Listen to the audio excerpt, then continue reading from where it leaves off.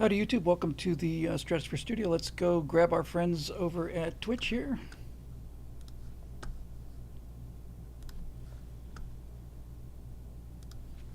Hi everybody, welcome to the Stratosphere Studio. I'm your host Bill Whittle. It's the 24th of February 2025. Let me brighten that up just a little bit. It's looking a little dingy, a little down. That's a little better.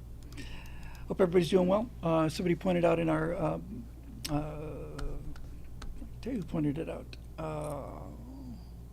Kirk's Bamboo Bazooka. Said that that's 3 stratospheres in 4 days. It is. We did Friday, Saturday, and then now a Monday night show. It's bitchin'. Hope everybody's doing really well. I just moving a couple of things around here and venerating the gurgitators and, twanking the oscillosons and all the rest of the things you have to do around here.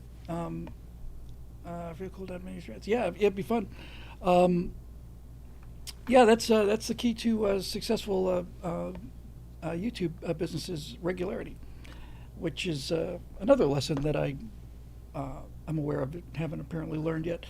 I was thinking about this. There are, who doesn't have these feelings? Hey, Trinity Waters. Hey, Bill.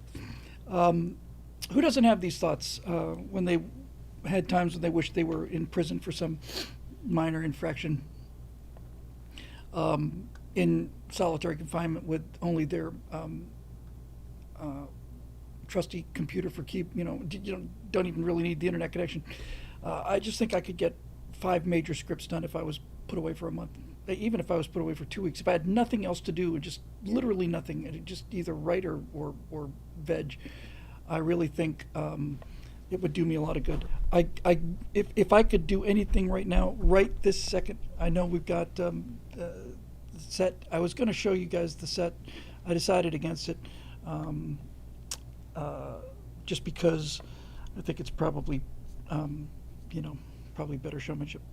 I did a quick test, but it had I did a bunch of tests yesterday. Actually, it's ready to go. We're good. I did a number of tests yesterday, but it used the microphone from the webcam, and it's ready. So the set with the perfect black walls. Yes, Dave Big Boutte. I've been teasing everybody about it. I can, I can kind of deal with it. I'm just gonna deal with it. It's ready. So I'm sending out the invitation tomorrow.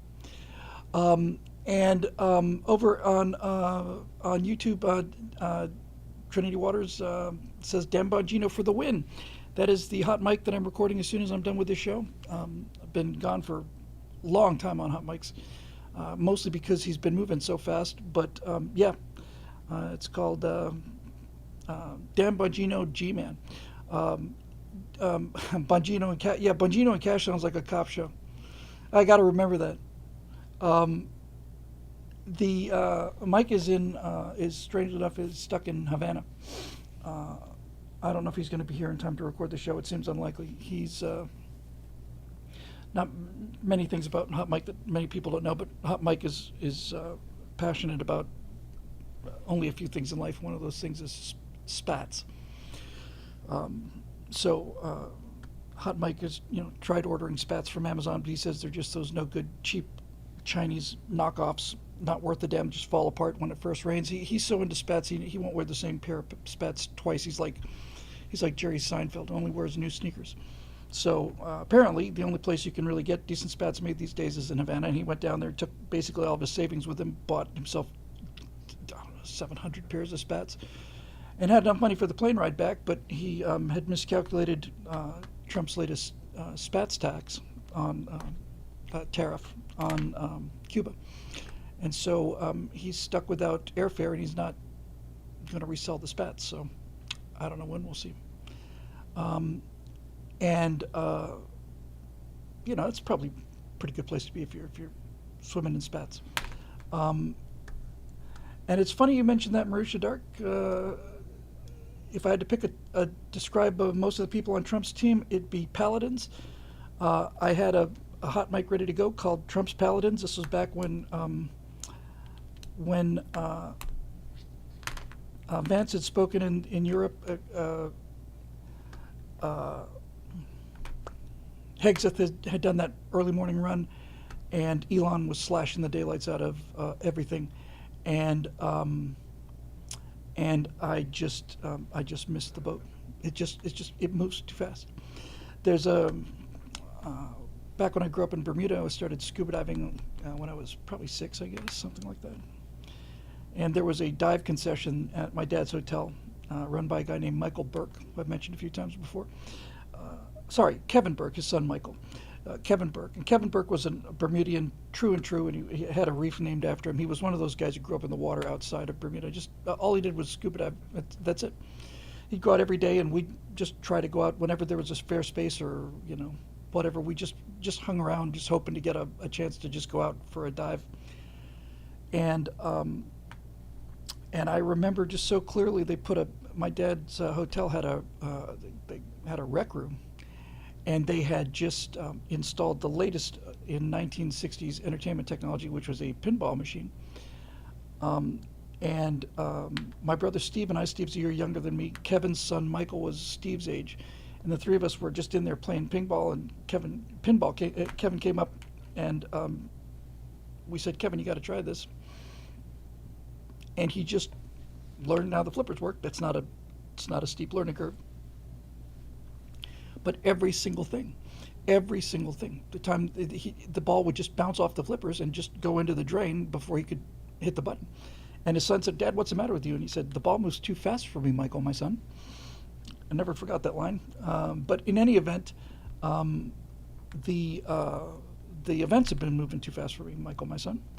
But Dan Bongino is a special case. It's strange because I've never been on Dan's show, but Dan has been on my show several times. Back when I was working for NRA TV, I want to say 2016, when I did the original Hot Mic show for NRA TV, Dan was a guest on the show a couple times, and I just thought the world of the guy, and often thought about calling into his show. But it's not really a call-in show. But if you haven't heard, Dan Bongino, conservative commentator, former Secret Service agent and New York policeman, is now the designated assistant director of the FBI, and I just not really set up for interviews, although I did an interview show called After Hours, which was kind of fun. Did a bunch of those, actually. Should probably just repost those. So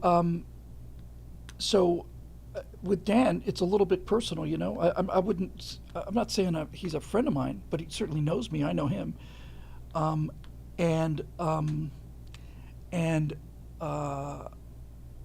He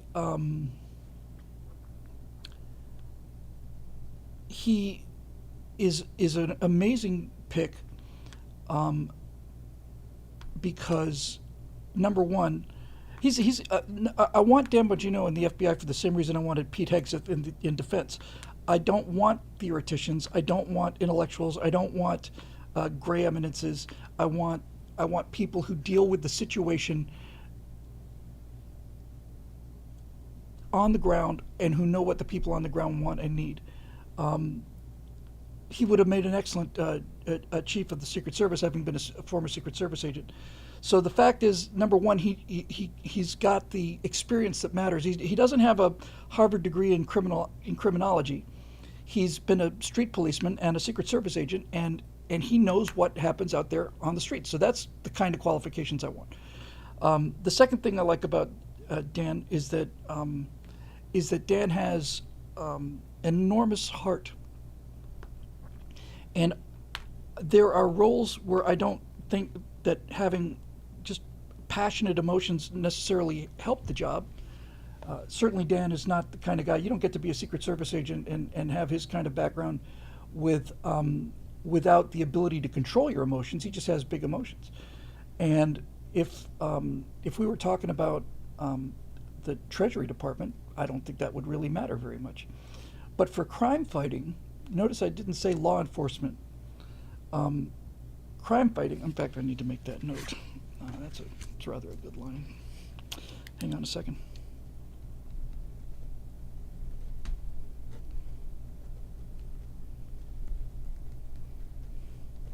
For crime fighting, you need to have some emotion, and the emotion you need to have, in my opinion, in order to be an effective crime fighter is that criminal activity has to offend you. It's not just a job; it's a calling. It has to offend you to see criminals, and the more egregious the crime, the more angry you should get. And when I watched Dan, because he was one of the very, very few political commentators I would routinely watch clips of. When I watched Dan, especially when Dan was talking about like the events at Butler, or when Dan would talk about corruption or high level corruption in the FBI, he was offended, and he was angry. And I want somebody who was offended and angry by the destruction of this country. And I really think he's going to be fantastic. And then there's the third level that I think this is a great appointment on, and that's the sort of almost the metaphysical level. I have been committed to the idea that regular people are more. Well, they're certainly wiser. And because they're wiser, they have more predictive intelligence than elitists. Predictive intelligence is a result of common sense. Something else I need to write down.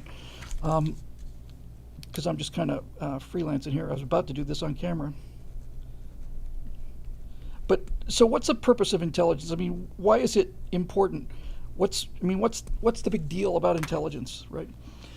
Jeremy Bourne pointed this out once, I think. I thought it was really an interesting point. He said, people will say, well, this guy's taller than me or faster than me or stronger than me, but you'll never hear anybody say this person is smarter than me. That's a rare comment to make.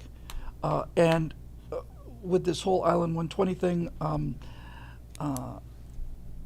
you find intellectuals who are determined that no one will ever get a word over them. We had a chance to see what happens when you let elites run the country, and elites do what elites do. So on a metaphysical level, the idea that a New York City policeman could be the director of the Federal Bureau of Investigation is extremely appealing to me. Extremely appealing to me. And to be without that sense of intellectual entitlement, that I'm the smartest guy in the room and you're all just going to, you're just, what the hell could you possibly know? You just worked the streets for 20 years. Elites or effetes, Kirk says, both. It's kind of the same thing. Have you noticed that there's an awful lot of crossover in that Venn diagram between elites and effetes? That is a 90% intersection there, in my opinion. And Dan Dan represents the idea of government of and by the people. Dan Bongino is a regular guy. Dan would be the first guy to tell you he's a regular guy. And I want people that say that they're regular guys. And I would have loved to have these questions by somebody like Elizabeth Warren and the rest of these commie elitists. What qualifications do you have that you just seem like a regular guy? It's like, this is the theory of our government, man. The entire theory of our government is that citizens can run the government, that it is possible for people to govern themselves, not be governed by a small clique of elitists who all think the same thing and are wrong about everything in spite of the evidence. In fact, they're almost the kind of people who look at the evidence and then pick a position that is opposing the evidence as much as possible. John Abbas says he's a huge constitutionalist as well. Yes. Imagine that. Imagine the chief law enforcement well, second chief law enforcement agent of the country, who thinks that the ultimate source of not only authority but moral judgment would be the highest law of the land instead of what your personal opinions are. Every American patriot is a constitutionalist. I've not made any exceptions to that ever, and he's a patriot. He's not ashamed of it. All of his shirts, when he's doing the show, he's got the American flag on it. An encoder error occurred. Okay, hang on, everybody. I might have to just quickly check some file space. Hang on a second. Sorry about that. Talk amongst yourselves. I'm just going to have a quick look at this and see.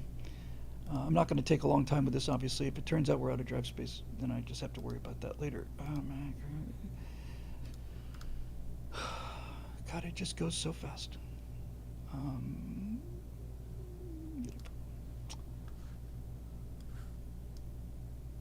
Yep.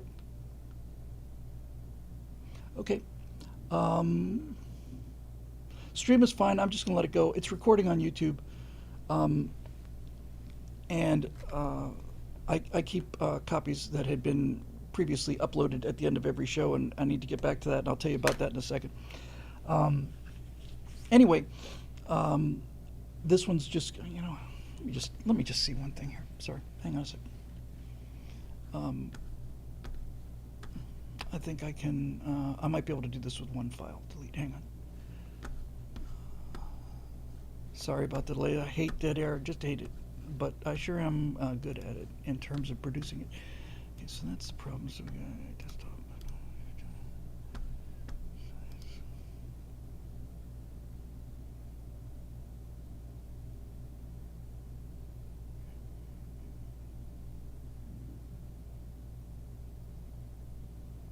Nope.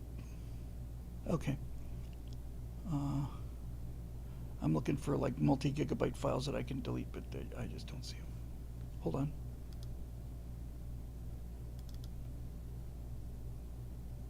Nope. Okay, yeah, we're just gonna let it go. So anyway, there's that. I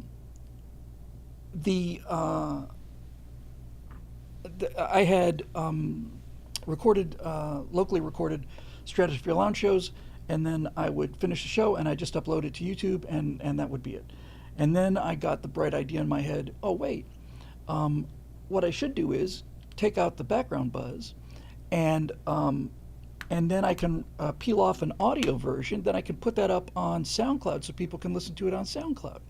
And I thought, great. And the only problem with that is that takes time. And I'm backed up now. I think I'm caught up through the end of September. I'm 6 months behind. And I was talking about being in prison earlier, and I was thinking as I was walking in here tonight to do this, I thought, if I just had 2 days, just 2 days, I could get all of these things caught up on.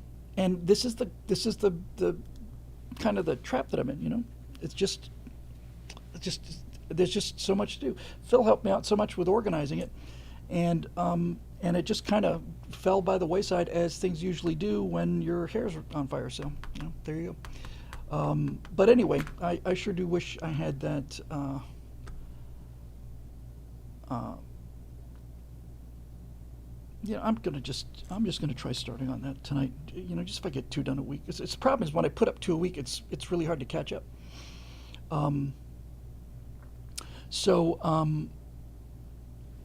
Anyway, that's that. We got a super chat from Sung Wukong saying Bongino. Also, Crenshaw wants to I'm not going to use childish words. He wants to kill Tucker. Carlson bothers me too, but needs to chill or stop being corrupt. Anyway, I am and I'm almost done with the bitchin' Camaro. I've got the new bumper is here.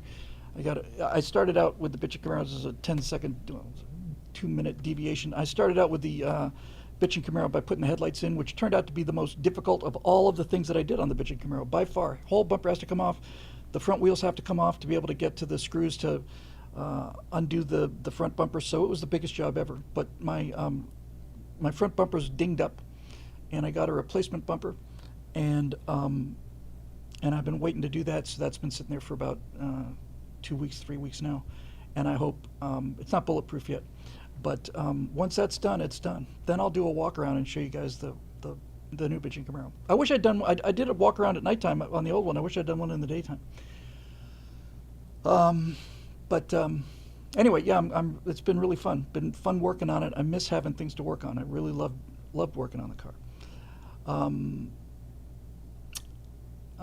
What's the point of reposting the streams if they're already recorded on YouTube? I know some creators make separate VOD channels just for VODs, but not the main channel.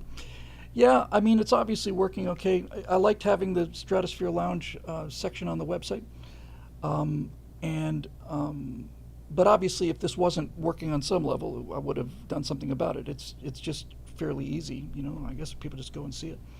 And it's not like this show's like spectacularly visually interesting, or I did a special thumbnail for any one of them. You know, you get the idea. So anyway, the bumper just got banged up because I would just I don't know, bottomed out the car once and just, I don't know if somebody backed into me or whether I nicked somebody, put a little tiny little dent in the front of it. It's not badly banged up. I just wanted the thing looking not perfect, but you know, good. So I've got new inserts for the grill.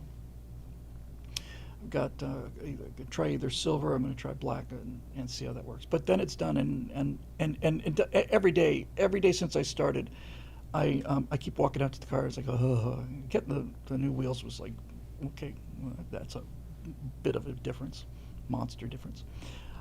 So this whole sense of, my God, I got stuck with the bottom of the barrel car when I wanted the Rally Sport. It's like, no, I've got something between a Rally Sport and a Super Sport, so I'm happy as can be.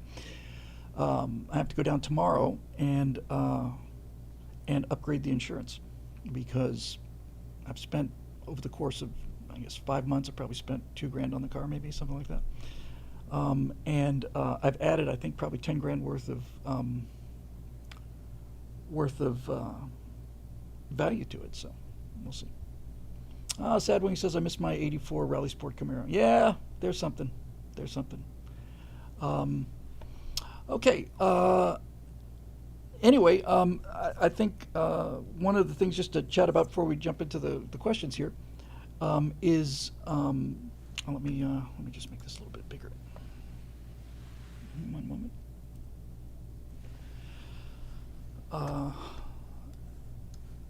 Been kicking around ideas for this Golden Age firewall, and the premise of the Golden Age is, yes, it looks like we are going to have ourselves a political Golden Age. The question is, as I've said, talked many times about those paintings in the ambulatory at the Miami Planetarium, and the question is, can you have a Golden Age if people are still defacing public property? Can you have a Golden Age if people are just walking out of Walmart with they're not even shoplifting anymore? They're just plain walking out. I don't know if you've seen these videos from Los Angeles where they basically take over an entire intersection in Compton or Crenshaw and just do donuts all night and banging into cars, banging into people, sending them flying through the air, you know. Just open lawlessness, and the police do nothing about it. So the big question is, can that come from the top down? It's more of a political issue, but really it's kind of a cultural one. It feels to me like, just for myself, I feel more willing to intervene as a crime fighter than I did under Biden. I get the feeling, this is the thing that's so subtle about the pop culture, you know, it's the water we all swim in, so you don't even realize. It's like the air we all breathe. You don't even think about breathing, but until the smell changes and you get a breath of actual fresh air, like mountain air. This is kind of what it feels like. And I feel like law is already being enforced that wasn't enforced before. Right now we're in the uncovering stage, and we'll be in the uncovering stage for quite a while. But apparently Bondi is filing suits, and it turns out that my attitude towards lawlessness, I've always hated crime and I've always been against it. And Natasha's always basically telling me to, trying to walk me off the ledge when I see people, either breaking the law or just misbehaving socially. I just want to go over there and just, hey, we don't do that. Um, and I don't know. I don't know what. I feel like that now the government is on my side, on the side of citizens who are in favor of law and order as opposed to before. Just watching, I mean, on day two or day one, day two, I think, of Trump's presidency, just watching these murderers getting arrested by ICE and being put in vans made me feel like something is different, It's something different. So the ultimate question about a civilization having a rebirth or resurgence and buying itself another half century, is this stuff going to trickle down? Um, you could argue that what's really happened is that the leadership has trickled up. I think that's probably a better argument. That that the lawlessness, and not just lawlessness, the insanity, right? The inversion is a better word. Um, uh, Inversion. Um, when the state sides with the criminals, when the state enforces men swimming in women's competitions, when the state enforces, all of the Victrola mandates, when the state is on the side of the criminal and the crazy, you feel like you are. First of all, you feel like a chump, and secondly, you feel um, like the authorities, that society doesn't have your back. Um, Whoops, sorry about that. Um, so it's um, it's a, a different feeling, and we're gonna see whether or not this is gonna show up. Uh, Certainly does bear a mentioning, although the details are still pretty sparse, so we haven't really gotten into it yet. Um, uh, this business of Musk and several others putting money into a conservative studio, I've got a couple scripts to show those people. And furthermore, unlike this is different. Believe it or not, it's hard to believe, but I have no connections to people like Critical Drinker, Nerdrotic, uh, Dan Bongino, all the political people and the culture people. But I do have connections to the movie stars. I mean, there are people I can talk to uh, who who can get me meetings at this place, and not just as a guy knocking on a door. There you go. Red Rider says list 5 things you did last week. Well, I finished the Story Mechanics set. I got all the shows that we needed to do out the door. I spent as much time as I could with Bean, who's had a great day and is doing considerably better. I reorganized this entire studio because I have to move this computer over there. So got a whole new set of lights and got that thing done. And then let me see. I just did a lot of catching up on uh, just general flotsam. For example, I paid off my car in November, and I did not get the title for the car. And I've been tracking that down and sending emails. And now I found out that the way I have to get the title to my car is they're sending me. I should get it electronically tomorrow. The bank is sending me a release of lien on the car, saying I paid off the loan. I take that down to the DMV, and then the DMV will print out my title. I thought the title was kind of nice, looking like a diploma. That's what I remember from being a kid when I got a title for my bitching Camaro in '76, my '70 Camaro, 1970 Camaro. But now I got to go down to the DMV and give them that letter and print it. Now, fortunately, now I'll say this: there's a lot about California governance. Needless to say, virtually everything about California governments is miserable and awful. But there are a few things here, and the and one of them is AAA. American Automotive Association. All my car insurance is through AAA. My life insurance is through AAA.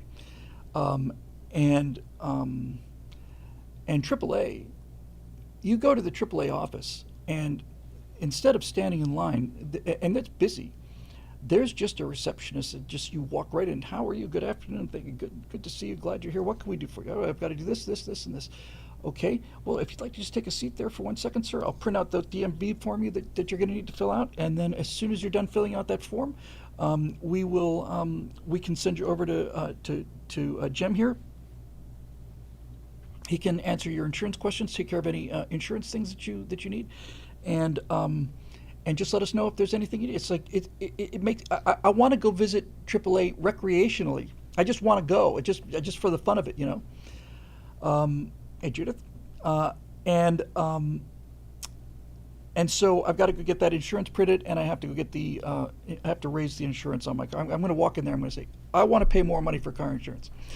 But yeah, Kirk's got a great point there. AAA is the DMV on capitalism. AAA is what the DMV would look like if they were in it for the money. I heard a joke about, what was that joke?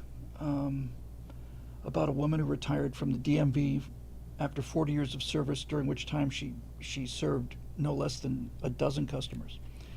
I heard a couple of fun stand-up jokes. I heard this one guy, he's kind of a mild-mannered guy, and he was talking about, everybody, it would be fun to have time travel, Time travel would be great. And when you talk about time travel, everybody always asks the same question, if you had a time machine, would you go back in time and kill baby Hitler? And I'm a dad, I've got kids. I couldn't kill a baby. However, I could go back in time and strangle teenage Hitler. And I thought that was very funny. Gosh, what was it? A guy had a couple of other great lines. Anyway, strangle teenage Hitler. Yeah, those AAA flip books were great, but no, I don't think they make them anymore. If they do, they I guess you know what, actually wouldn't be surprised if they still did. I bet they have a lot of elderly people who are more comfortable with those flip books. For those of you who are younger than, I don't know, 100, let's say.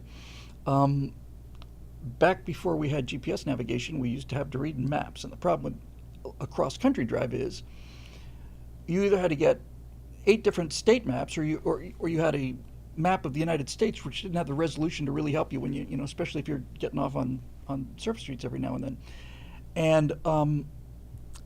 and AAA, you could write in on a letter with a pen and an envelope and send a check or whatever. If you remember, I guess it didn't cost you anything. And AAA would send you a flip book. You would say, I want to start in Gainesville, Florida, and I want to end in Prescott, Arizona. And it would send you a flip book, and every time you could fold a map, but I can fold a map. I can not only unfold a map, I can actually fold it again. But this flip book was just fantastic, and anybody who ever used one remembers them because they were great. They were absolutely fantastic, just great. Yeah, that's great. Dante2K says in 1987 he used a AAA triptych to go all the way from SoCal to Raleigh, North Carolina. It was awesome. It was awesome because you had resolution. It did what GPS does. It zoomed in. It zoomed in and it could zoom out. But GPS is amazing, and I was a limo driver out here. This is, I think, is unique to LA or maybe a few cities, but certainly to LA. Prior to GPS, there was something called the Thomas Guide, and the Thomas Guide was a book that was about that big, square, and about that thick. And you would go to the back and look up any address anywhere, and it would tell you what map page to go on, and it was all of LA County broken down into that kind of individual street, single street resolution. And limo drivers lived and died on the Thomas Guide. And not just limo drivers, everybody I ever met in Los Angeles had a Thomas Guide in the car, because if you had to go someplace, you just didn't know how to get there. You had to get to 6514 Crenshaw. And, okay, where the hell is that? Well, you get the Thomas Guide and look it up, 6514, you Crenshaw. And it would say go to L12, and boom. Yeah, Thomas Guide, man. The Thomas Guide was really really useful, and we limo drivers had to keep it updated because every time they change the street and stuff. But yeah, Castellan says, as opposed to cab drivers in London, cab drivers in London famously have to know every single street in London by memory, which is not a simple thing, because unlike New York, which is extraordinarily logical and rational, one of the few things that are logical and rational that have survived in New York. Streets and boulevards, or I guess streets and avenues. The London consists of all of these tiny little circles like Erdling Crescent and Mitre Square and all of these tiny little places. So anyway, there you go. Thank you, Brian L. Said that my no more headwind right angle was amazing. I think it's true. I think we have been funding our own opposition, and when that headwind dies away, we may be looking at some glorious times. So we'll see. All right, why don't we go to the questions? And I can get on to the hot mic, and I've already got the hot mic picked. I mean, the mic, this will be hot mic 017. Mitre Square, yes. Oh, Mitre Square. Oh, clever.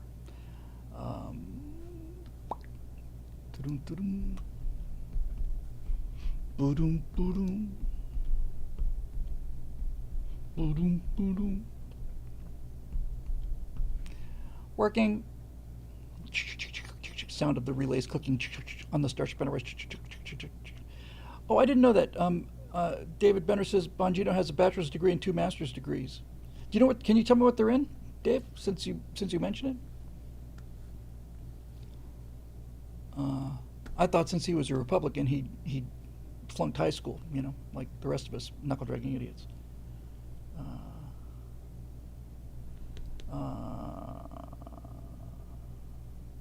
Got him, Coach 23. While I'm waiting here, says, Bill? What was your favorite Kirk battle, Lizard Man, or Spock? My favorite Kirk battle, without question, is Balance of Terror, when James T. Kirk of the Starship Enterprise is fighting the Romulan bird of prey with the cloaking device. That was it. I will Google it, David. No problem. Easy for me to do.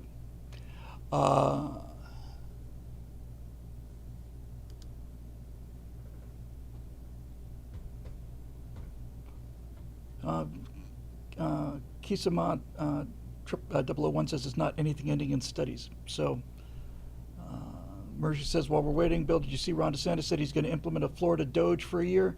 I think all states should have one every now and then. Yes, it's going to, it's unstoppable now. It's unstoppable because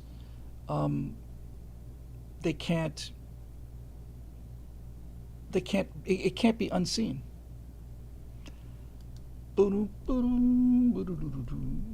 His his degrees are in kicking ass and taking names. Yep, taking names is English department. Kicking ass is the phys ed department. Thank you to Roadrunner for curating these questions here. Got him. Coach says, hey, Bill, I'm in Pasadena. Thanks, Bill. I will YouTube that episode with my older brother here visiting me. Thanks. You're welcome. And yeah, it's called Balance of Terror. It's the best Star Trek ever. It's as good as... If I was going to make a Star Trek movie, I would make Balance of Terror. I just remake it. It's as good as Wrath of Khan. It's just excellent. Okay.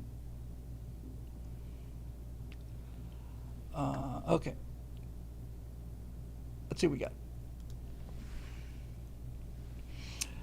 Okay, we got a Capital G Geek. We got a Eric Oshiro. It's a new name, or newish. Road Rider. Ray Juarez. Bob Neef. Risha Dark. Eric Blake. Jacob Belchick. Oh my God, Guy Balo, broke college student. Good Lord. Okay, I might have to skip the dupes. We'll see. Let's just see if we can knock them down, shall we? Capital G Geek, greetings from the swamps of Northern Virginia, where it is a swampy place up there, boy, I'll tell you what. Pre-COVID, I read a lot. On my commute, I averaged about 3 books every 2 weeks, mostly science fiction or fantasy, but some political history, religious stuff as well. During the lockdown, I worked from home, mostly did audiobooks as hearing protection from my woodworking hobby. That's awesome. Recently, I noticed that my attention span for things has gotten really bad. I've stopped mostly watching YouTube shorts, but even longer form content can't hold my attention unless I fire hose it at 1.5 speed. I don't think I'm unique in this, although I may not be actually aware of it as a problem. Is there a fix? Is all non-written media harmful? I don't know if there certainly is a fix, and that's to throw the devices away. But I am with you. Am I a Twilight Zone fan? Asks Get Him Coach. As a matter of fact, yes, I am. Now, I've heard that what this is, what the scrolling disease is a dopamine addiction, and that every time you scroll to a new video, you get this tiny, tiny, tiny little dopamine hit. And essentially the theory is, and I don't know if Lord Bios is here tonight, but he's a biologist, professional biologist. He's the only person in the entire comment section who's able to determine whether somebody's a man or a woman or not, and a researcher. But my understanding is that these other areas, my understanding is that these little tiny little satisfaction, you see a short, see the algorithm is it's easy to figure out the algorithm, and anybody who's ever scrolled a lot of shorts knows that if there's something you like, it's going to show you more of that. And if there's something you really like, for example, every time I get a Neil deGrasse Tyson video in my when I'm scrolling, it just instantly flick it, just instantly, you know. And if I get another one, I flick it again. I'm telling the algorithm, not interested in this. So what the algorithm is doing is it's putting in front of you things that you want to see. It's showing you things you want to see. And once you start, like today, I want to look at, I don't know, criminology stuff. Then it'll start showing you more and more criminology stuff. And most of us are curious people. We're not watching TikToks, we're not watching people trying to, put baking soda up their nose and see if they can make it come out their ears. We're watching stuff that's interesting to us. So we get a little pleasure hit whenever we see a new one of these videos. And the situation is that we would get a pleasure hit when we watch a long video, but we get the same amount of hit more or less when we get a short video, and we get more and more of them. So we start becoming like the monkey or the macaque perhaps, that's just constantly hitting that food pellet, and it becomes really addicting. Marisha says random rewards is how gambling becomes addicting. Yeah. Best thing that ever happened to me when I went to Vegas is I gambled $20 and lost all of it immediately. I think the worst thing that would happen to me would be if I'd gambled $20 and won $700. I think I probably would have been immune to it. I just don't like gambling. I just find it kind of boring. But I can, I've occasionally hit, I don't know, $40 on a quarter game of, video poker and felt like, oh. So anyway, it's this dopamine addiction, right? This hit, and you get to miss it. So for me, it's gotten bad for me. It's keeping me awake at night, and when I wake up in the morning, first thing I do is pretty much roll over and either look at YouTube or just scroll the Facebook feed because I want my dopamine hit. And so your brain is basically saying, why should I wait every 20 minutes for a dopamine hit when I can get a dopamine hit every 20 seconds? And that is dopamine addiction. And worse than that, it starts to burn out your receptors. It starts to actually deplete the ability to get a hit from dopamine. So like any other kind of addiction, it requires a higher and higher dose. So you have to, scroll more and more and more to get any kind of sense of, satisfaction out of it. It's a genuine addiction problem. And I know it's an addiction problem because I've got it. And I have never been addicted to substance. I have addictive personality disorder, but I've never had a problem with drinking or smoking or drugs or any of that stuff. But I got a problem with this. I got a real problem with this. And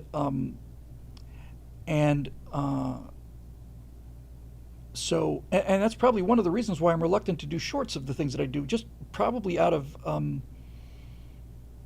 don't know. Marusha turned me on to this awesome thing, this awesome software that makes shorts, and it's great. I've done it once or perhaps twice.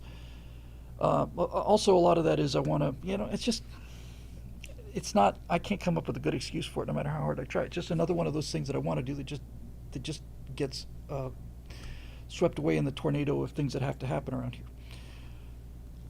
There's a lot of stuff I could offload, but the person would have to, be here. So, we'll see.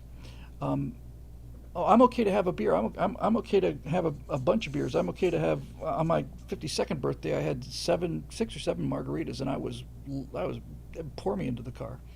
Boy, was that a tough drive home. I couldn't see where I was going. I just went right down the middle of the 3 lanes. No, I was driven home actually. So is there a fix? Yeah, the fix is discipline. I find that for myself, the only thing that actually activates my willpower is incandescent rage. That's the only thing that seems to work. I just am very good at letting things slide until I finally get so angry with myself that I just almost take an oath. And I have taken an oath to shake this weight and get back down to mid 180s instead of the high 190s. Down from the mid to high 200s. And so I'd been trying everything, and I have not had haven't had any French fries or a milkshake or anything in 3 months. And I'm not going to get into the whole weight loss thing. This intermittent fasting thing, I stop eating at 6, and that's it. That seems to be working. So, but my point is, I think it really comes along where comes a point where you have to just realize you got a problem and just just like that Bob Newhart sketch, where he's playing the psychologist, just stop it. Just stop it. Let me center this up a little bit for our OCD friends at home. There we go. You use this one weird trick to lose weight: eat less and exercise more. But it really comes down to that. I don't really want to call you G or capital. I'll call you G for your OG, original gangster commentator.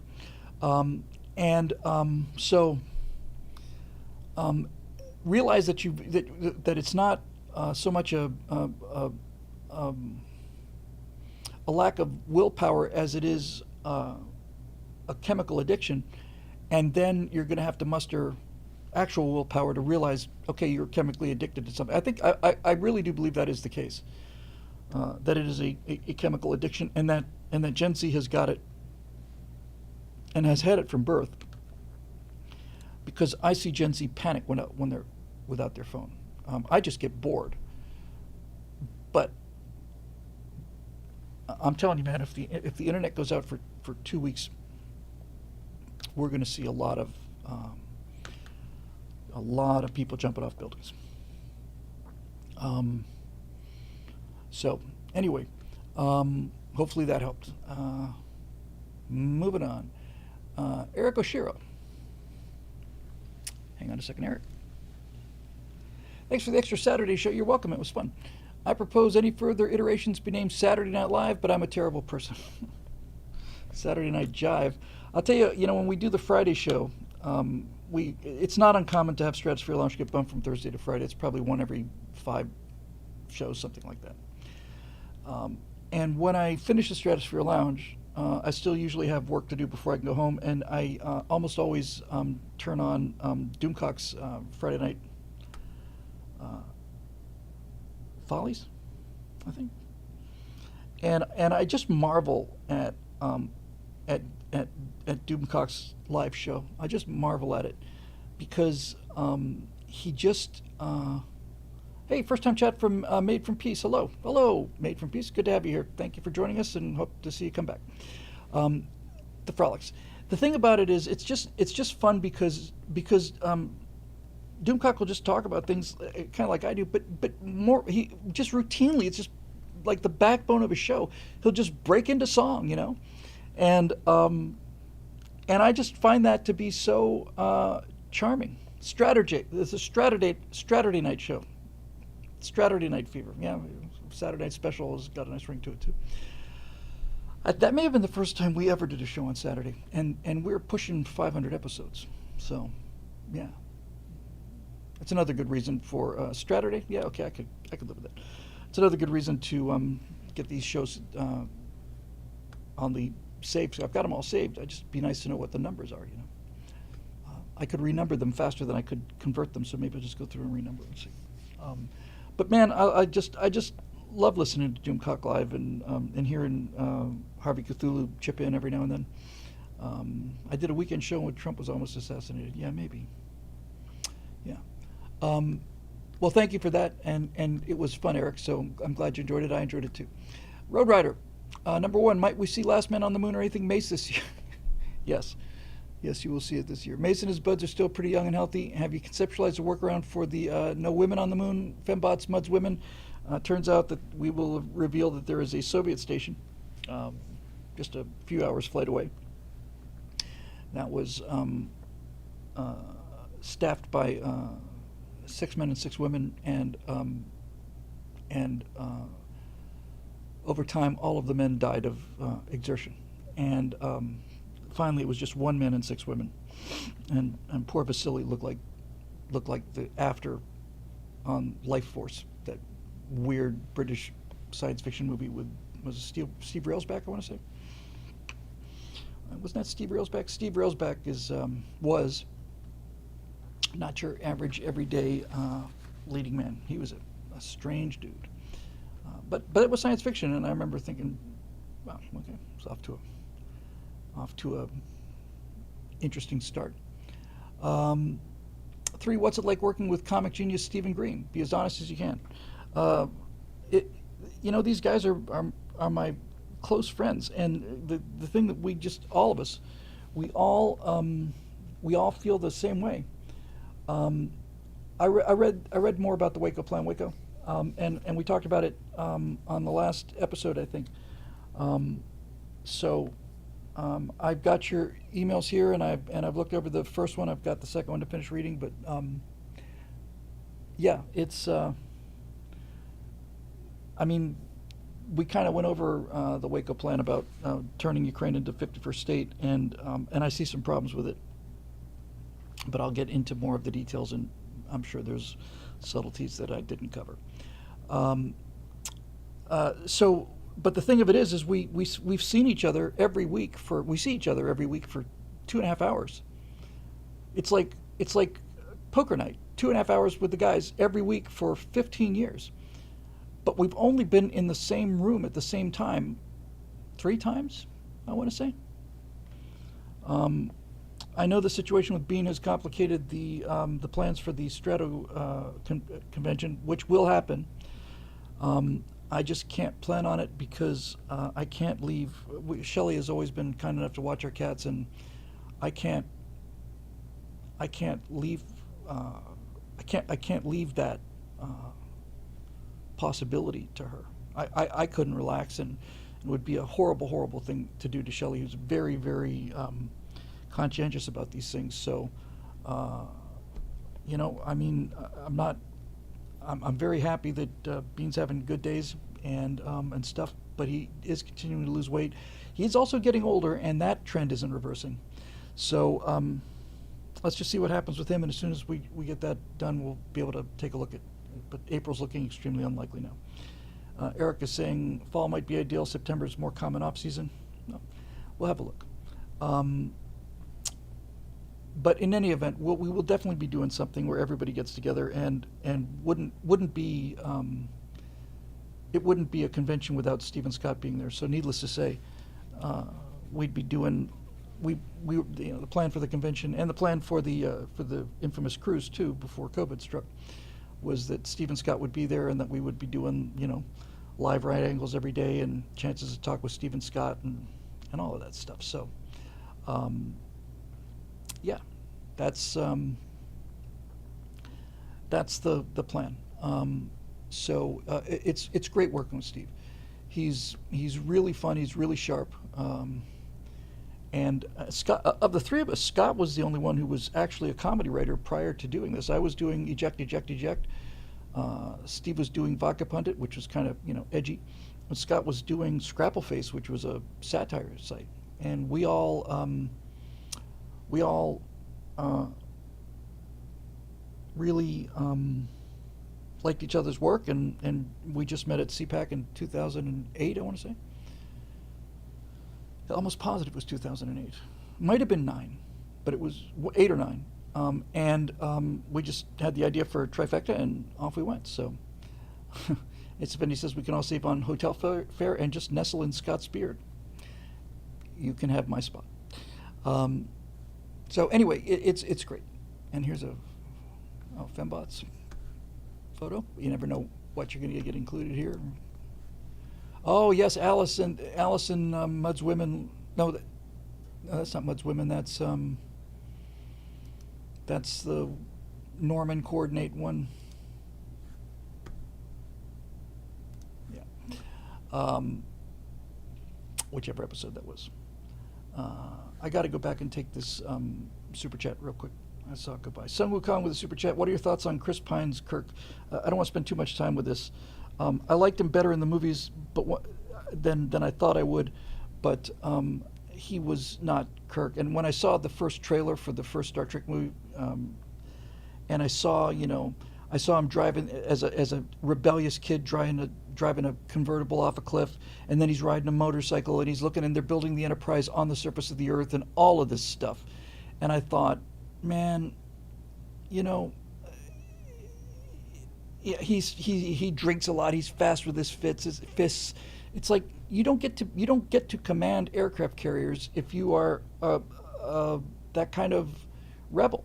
Why does he have to be the bad boy? Well, it's because pop culture is toxic. One of Infinity. Thank you very much, Mr. Infinity. I'm doing well, thank you, and thanks for asking. I hope it's treating you well too.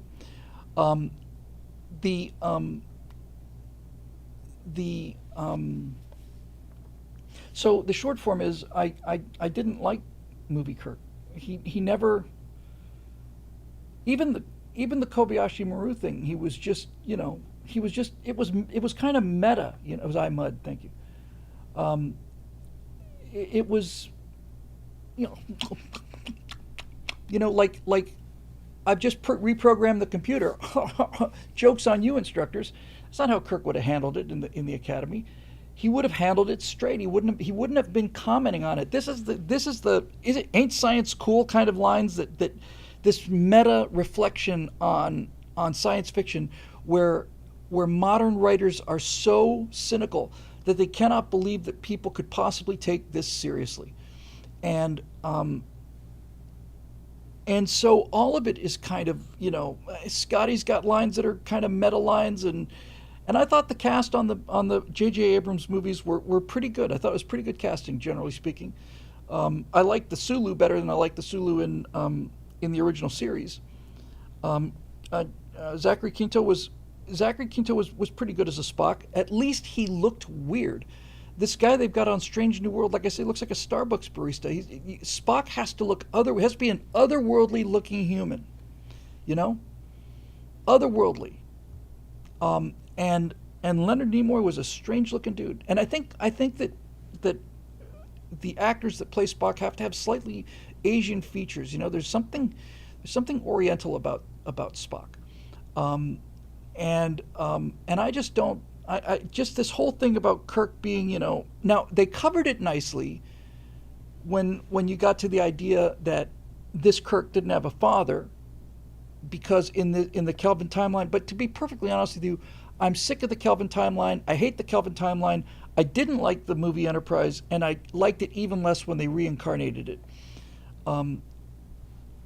I did like the turbines on the front of the nacelles. Otherwise, I didn't. It was too organic. It was too too compound curvy, and just no. Nothing is ever going to touch the Star Trek: The Motion Picture Enterprise. I refers to that as NCC 1701A. It's NCC 1701. Don't start me on the NCCs thing. It's going to make me furious. If Kirk did, Merchant Dark says, if Kirk did have a dad, wouldn't he be more likely to be a drinker and take things less seriously? No, no. Kirk was described in one of the episodes of the original series. Kirk was described as a midshipman, as a walking stack of books.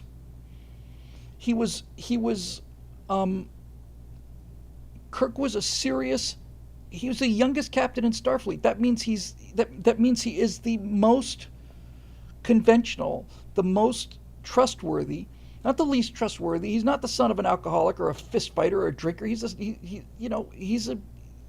achiever, man. He put his nose to the grindstone. He studied. Kirk was never out partying. That's probably why he.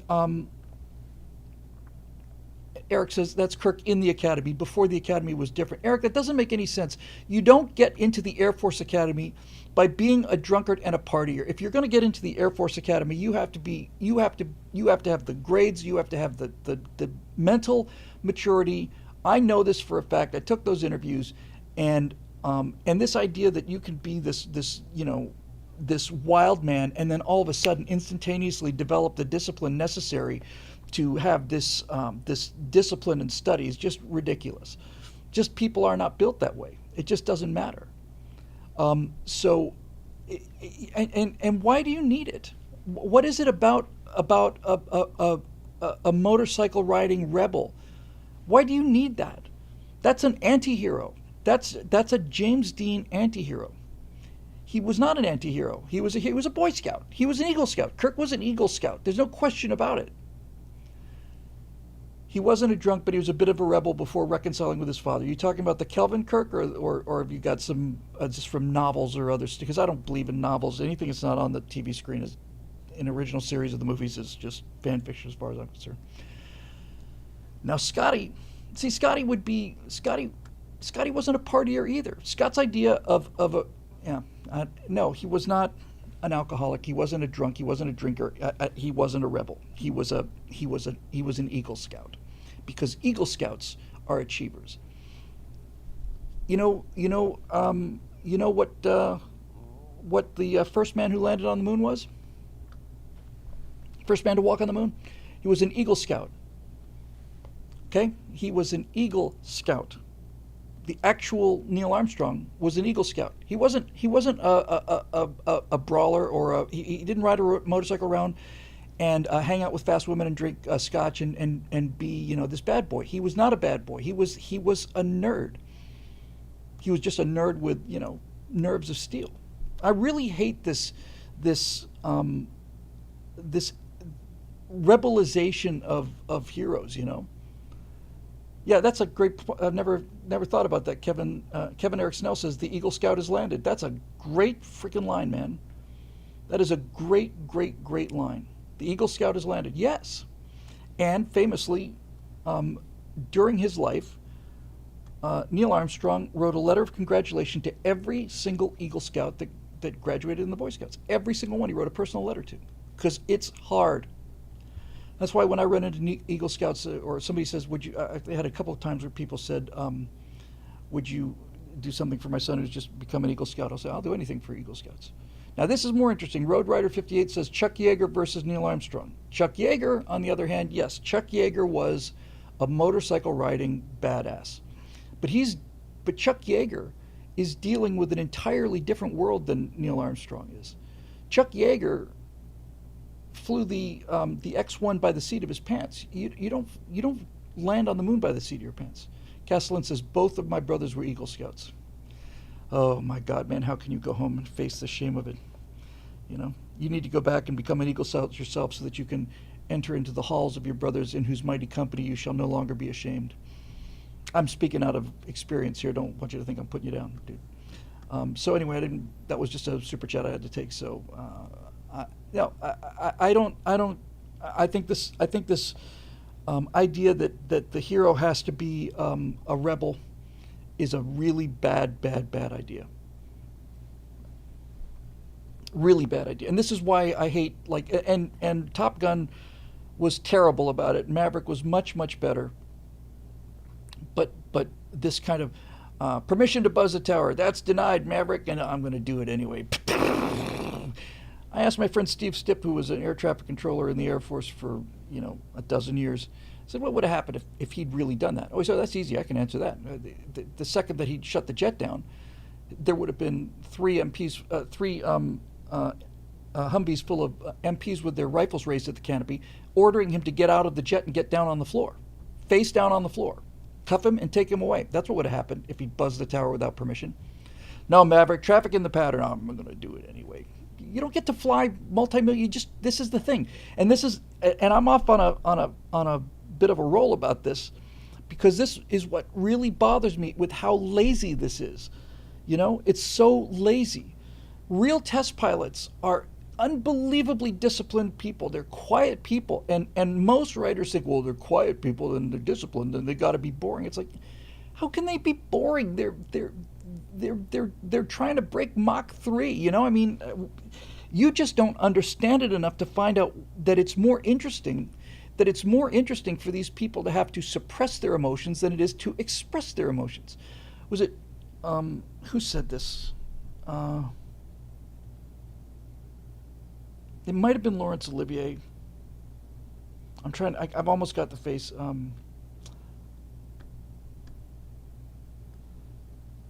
It might have been, I cannot remember who it was. Michael Caine rings a bell, or a couple of other great actors. I cannot remember who said it.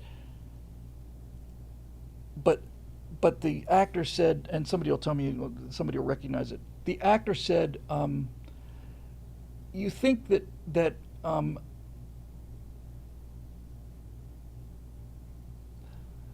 let me just deal with this. Marusha says, Bill, you probably hate rebelizing of heroes because you had a good relationship with your parents. People with terrible parents or no parents don't see that as believable and probably find it easier to relate to rebels. No, I hate the rebelizing of heroes because it's a lie. That's why I hate it. Because it's a lie. I hate lies. And there are no motorcycle gang heroes. The whole trope about the rebel with a heart of gold is a lie. It's the same kind of lie as a John Hughes lie, where the nerd gets the girl in the end. It's a lie. It doesn't happen. Never happens in the real world. It's lazy and it's wishful thinking. Anyway, I don't even remember what I was on about, but it's time to move on. Okay, moving on. Bob Neef, Wayback Movie Machine. Last week you mentioned that you wanted some new questions, so I love both Butch Cassidy and the Sundance Kid and The Sting. I liked them both too. I like The Sting especially. I think that stylistically they were two of the first modern movies. As a Hollywood critic, I'd love your thoughts on these two. I've seen The Sting more recently. It's been a long time since I saw Butch Cassidy, and so let's talk about the famous actor quote. That was it. The famous actor said, he said, most people think that that acting consists of showing you the character's emotions, but it's not. It's about repressing the character's emotions. Really fine actors don't show you what the character is feeling. They show you the character hiding what he is feeling. And I thought, man, that guy knows what he's talking about. The idea that it's what you try to prevent people from seeing is what makes people interesting, and that is a really, really profound insight into acting. Was it Anthony Hopkins? I don't think it was Anthony Hopkins, and it certainly wasn't Marcel Marceau, Road Rider, and you know that. He was in Silent Movie, as Mel Brooks film from the 70s or early 80s, and Silent Movie is a silent movie. There's only one line in it, and the line is no, and it's the only line spoken in Silent Movie is by Marcel Marceau, which I thought was pretty clever. Anyway, so back to this here. So The Sting. The Sting is a just nearly perfect movie. The Sting. Yes, Anthony Hopkins in Remains of the Day is one of the greatest performances of all time because Hopkins is skilled enough to show you everything that the character isn't showing. isn't showing. That is one of the greatest performances. And I almost said Emma Watson, Emma Thompson as well. That is one of the greatest performance movies ever. It's one of my favorite movies of all time. Remains of the Day. It is one of the best acted films ever. Another really well acted film, although it's a much broader acting style than Remains of the Day, is Who's Afraid of Virginia Woolf with Richard Burton and Elizabeth Taylor. That is a fantastically acted movie, but everybody's turned up to 11 compared to what Hopkins and Thompson are doing. Um, they, yeah, it wasn't. It was definitely not Robert De Niro. Although De Niro, Marisha Dark's got a quote here, and I'm not giving De Niro any airtime, but he's also basically saying the same thing. You don't try to show your feelings; people try to hide them. So anyway, moving on. Um, Back to Bob Neef again. Your interview program has been in the work for about 20 months. Oh, great. With the Trump win and the new optimism in the country, it's morning in America. I think now is a perfect time to launch them. Any updates? Yes, I think I covered those earlier tonight. So 20 months. That's unbelievable, but true. Um, it's not. It wasn't Robert De Niro. It was. I don't know who it was. It was a video clip, and it certainly was not Robert De Niro. Uh, Marisha Dark. Sorry, missed one. That was the first one.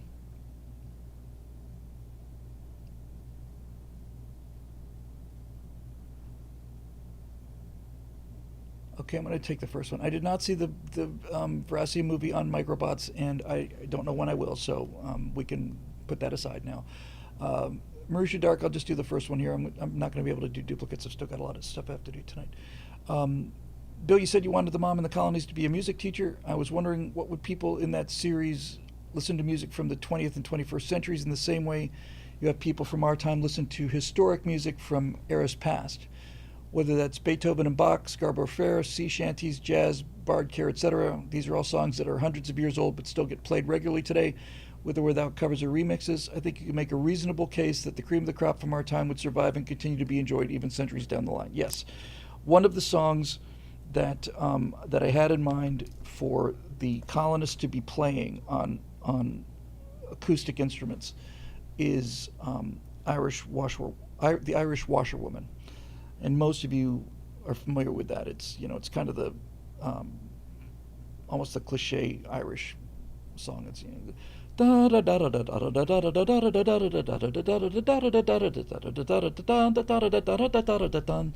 that's Irish Washerwoman, and it's played on the violin with a guitar underneath, or can be obviously, and that is obviously very very old.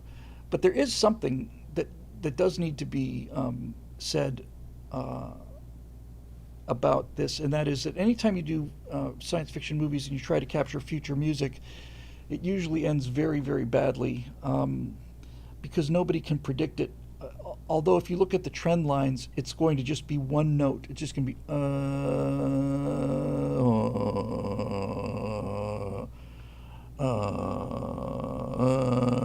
and with a real fast beatbox underneath. That's it. That's all it's going to be. Um, the, you know, the songs that are coming, they're not even songs. They're not even. It's just absolute trash. And it's not like absolute trash the way OK Boomer is absolute trash. It's like just take the music that comes out today, and just write it on a chart and compare the chart. Just don't even listen to music. Compare the complexity of the chart with the complexity of the chart of as Dave pointed out, Good Vibrations, and then compare that to something that Thelonious Monk may have written, or something that like a ragtime kind of a thing, or don't even get into symphonies or anything like that. It's just plain, and it's unspeakably vulgar, and this is what kind of got me, with the whole Golden Age thing. It is unspeakably vulgar. If you saw the Grammy Awards, or it's a catastrophe. It's generational, societal, cultural catastrophe. And this is where I was going to mention what's so strange is that the music that I grew up with in high school is still being played. I mean, that's 50 years ago. You know, it's being played all the time. I don't know how many times you can go to a nightclub right now and hear, you know, Hotel California, or David Bowie. And when I was at those football games last fall, went to those high school football games, the marching band was playing "Smoke on the Water." They were playing "I Love Rock and Roll." Yeah, it's like seventies rock and 80s new wave. Just have not. I'm not saying they'll never be equaled, but they haven't been equaled yet. Nothing I've ever heard. Uh, I thought when grunge came around into the '90s and K Rock started playing grunge, I could tell my interest in music was just falling off. I remember first time I heard Jane's Addiction and thought, okay. Now Jane's Addiction looks like Mozart, but I just there's just so much substance in music, really from the probably late '60s into all through the '70s and then through the new wave trend that ended pretty much in the right around 1990. It's just played everywhere. I mean, on K Earth 101 here in LA, we have 80s night every Saturday night. It's just nothing but 80s, and people are just listening to it because it was great. I loved. I grew up with '70s rock in high school, but '80s new wave music was my music. That's the music that was playing when I was in nightclubs, and that was the only music I ever just loved. I mean, I was surrounded by '70s rock, but '80s new wave blew my mind. My friend Kelly Donnell, when I was probably a sophomore at the University of Florida, so right around 1980, I want to say. He came. It was one of my three roommates at this house. There was four of us, and Kelly came in with this vinyl album with these four faces on it with red paint over it, and it was a band called the Talking Heads, and the album was called Remain in Light. And he started playing some tracks off of that, and I could not believe what I was hearing. I'll tell you who else really had a big effect on me, strangely enough, and that is Laurie Anderson. I remember listening to Laurie Anderson and feeling like, man, we are in a. Listening to Laurie Anderson is kind of like watching Trump going through the government. It was like, the world is like, this is so cool. First song of Laurie Anderson I ever heard was called "Let X Equal X," and I thought, let X equal X, that's a song title? I know what let X equal X means. That's genius, freaking genius. And it was really atonal, and it was certainly not for everybody, but I loved her. And I loved the Talking Heads, and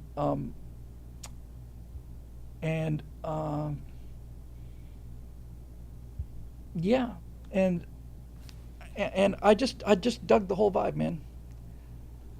John Pershing said Laurie Anderson was so different it just threw people. It did throw a lot of people. Devo, I loved Devo. I thought Devo was great. Devo and REM both played at the Rathskeller at the University of Florida. I missed them both times. I never heard of them before. I look back on it now. Let X equals is let X equal X, isn't that the identity principle?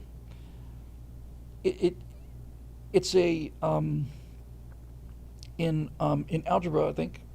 It is a statement that has to be made, because if you don't set X equal to X, then nothing else after that can be considered to be true. That's the short form as I understand it. There are certainly math people who can elaborate on that, but my understanding is that whenever you start a mathematical proof, you have to start by saying let X equal X, because you have to identify it. It's the axiom of identity. Thank you. Yeah, so, there you go. Anyway, so yes, as far as your question goes, the there will be music from present day, although it'd be fun to play with it. The hard part is not finding classics to play. The hard part is what is the ambient music being played. And it's kind of easy to imagine what they would be playing in nightclubs.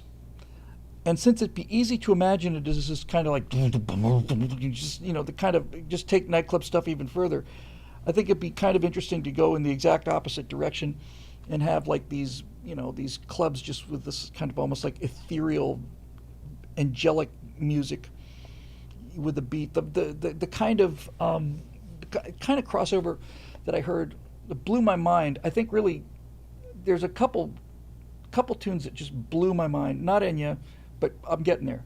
The first time I ever heard, I was driving a limo. I was coming home. It was late at night. I was listening to K-Rock. I was obviously listening to radio because I'd done my last drive for the night. It's like 1 a.m. I'm driving back from LAX to San Marino, where the office was, and put the car away. And K-Rock played Birdhouse in Your Soul by They Might Be Giants. And I could not believe my ear. I had to pull over, really. I just pulled over and just turned it up. I couldn't believe it. Couldn't believe that song. It song blew my mind. I love that song. Another tune that blew my mind was Sadness by Enigma. That's the first time they mixed Gregorian chants with a beat, and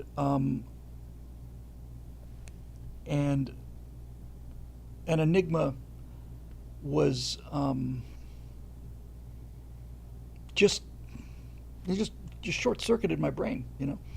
Who anybody thought that somebody could have taken Gregorian chants and put a beat underneath it and some synthesizers was just I just couldn't believe it. Couldn't believe what I was hearing. Say I'm the only bee in your bonnet. Yep.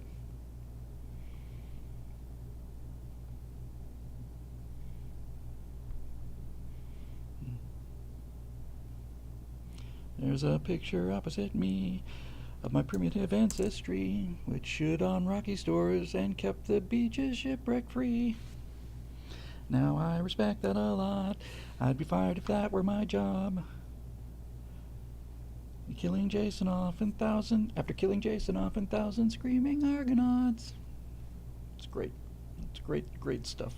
After killing Jason off in 1,000 screaming Argonauts, or countless, or whatever the line is. Those are intelligent guys. You can tell when a band is educated. You hear things like reference to Jason and the Argonauts in reference to a lighthouse, in reference to a nightlight, in reference to a birdhouse.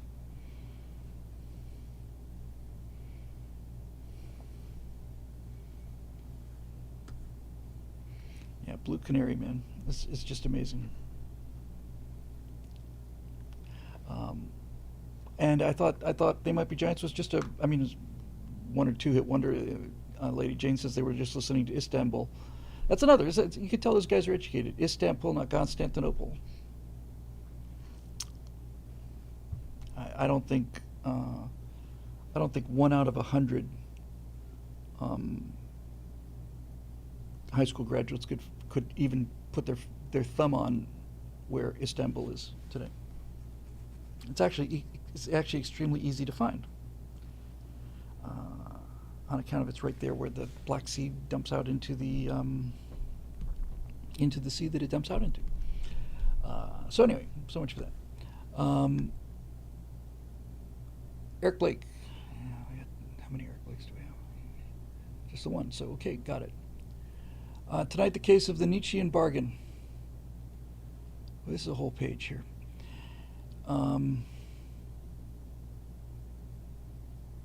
It'd be great if we could shorten these up a little bit, gang. So here we go. Last week, Bill, I brought up one of the major flaws that's crept up within our side, namely acting like the average Joe American knows what we know. The conversation led to a demonstration of 2 others. First, an overconfidence in we're all about the facts that leads us to assuming we know more than we do. And second, a growing malice towards prominent figures on the other side, to wit, the widespread, complete missing of the entire point of Tom Hanks's SNL Black Jeopardy sketches and the anger that's bound to it. Very first of these sketches a few years ago made it absolutely clear to conservatives' delight and mass at the time, by the way, the whole point is that Hank's Archie Bunker-esque character starts off seeming very awkward around the black characters, but invariably turns out to be more with it than any of them could imagine. It's a bait and switch aimed towards liberals, ultimately telling them to give those good old rubes a second look and see that maybe they're not really so bad. Funny how we all apparently forgot that, most of us anyway. As for the malice, Exhibit A, I hope he does turn out to be on the client list. Well, Bill, innocent until proven guilty aside, I must remind you of perhaps the wisest thing Nietzsche ever wrote. He who fights monsters should take care lest he becomes a monster, for if you stare long enough into the abyss stares back at you. Perhaps we should learn en masse to take a breath and see the forest for the trees instead of relying on quick little segments, and keep our cool so we don't give in to the dark side. What say you? That's one way of looking at it. The other way of looking at it is that Tom Hanks is an America hating elitist who, not an America hating elitist, he's not an America hating elitist. He is that he's an elitist snob and a potential pedophile. That's another way to look at it. This idea that Tom Hanks's character was actually a defense of rednecks is, I think, a pretty big reach. It felt like a cheap shot because it was a cheap shot. And if it turns out that it was actually 4D chess, where it was a secret compliment to Trump voters, then I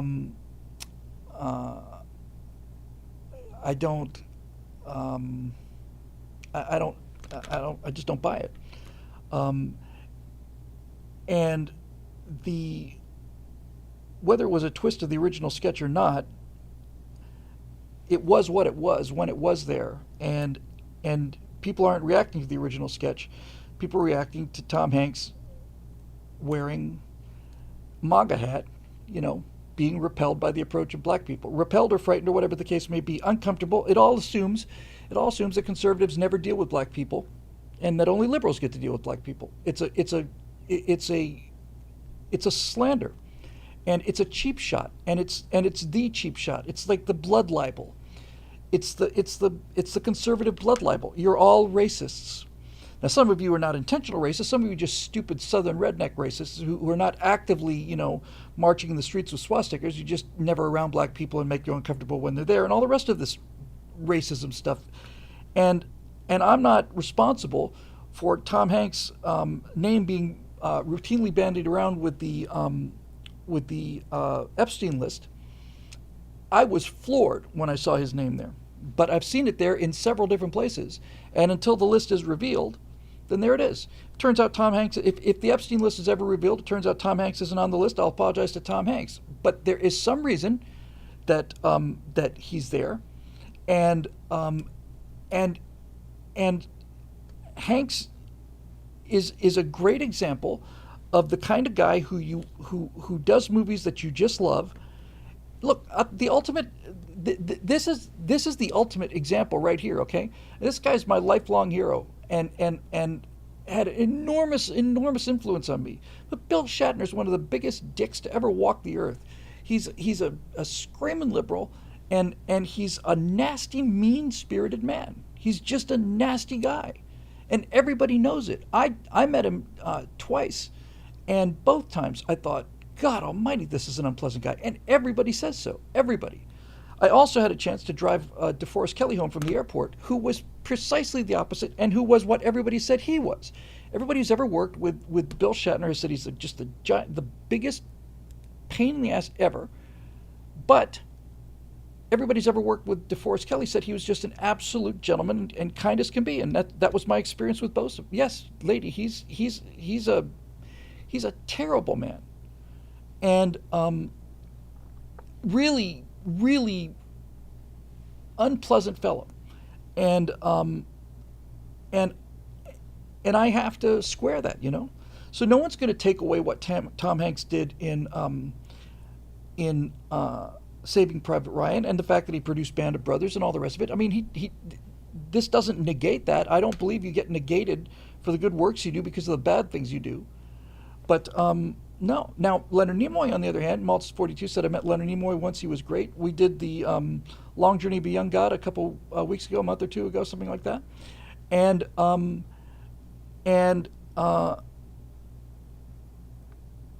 And Phil, who recorded Leonard Nimoy, said he was just the consummate professional. Couldn't have been more polite. Couldn't have been nicer. Just completely agreeable. He's working in the planetarium there. I'm sure they paid him, $50 or something. What a. Um, but but no. And this is interesting. Dave Big Boutte says, I feel terrible every time I have to stick up for Bill Shatner when George Takei rips into him. Well, I don't. I stick up for Bill Shatner when George Takei rips into him too, because Bill Shatner is a not a nice guy, who's James T. frickin' Kirk of the Starship Enterprise. George Takei is not a nice guy either, who was a mascara wearing, tea sipping fop, and who's clearly. I think George Takei is not only jealous of Bill Shatner. I think he had a big crush on him. That's what I think. That's what it feels like to me. Yeah. No, Tom says never meet your heroes. That's sometimes true, but not true. Most of the time, it's not true.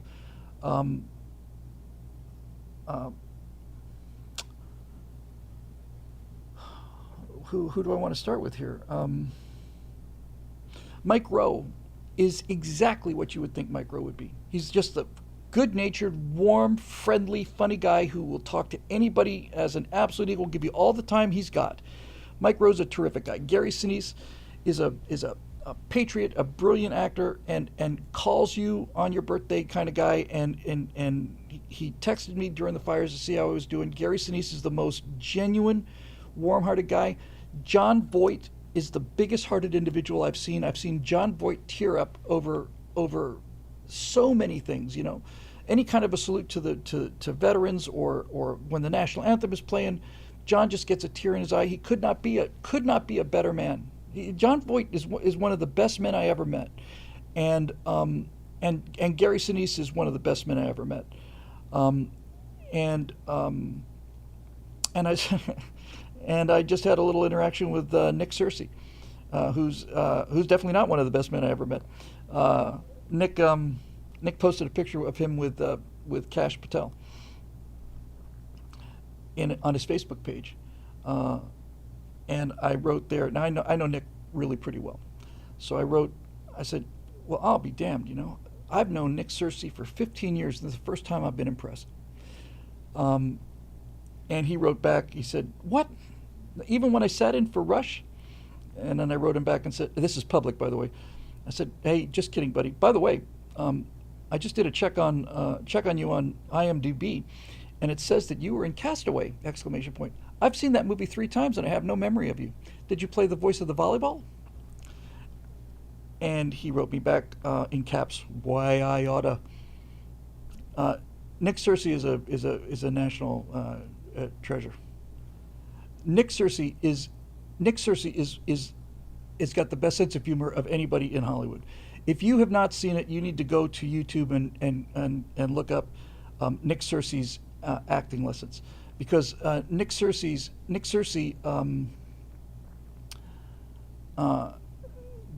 had a couple of YouTube episodes where he talks about don't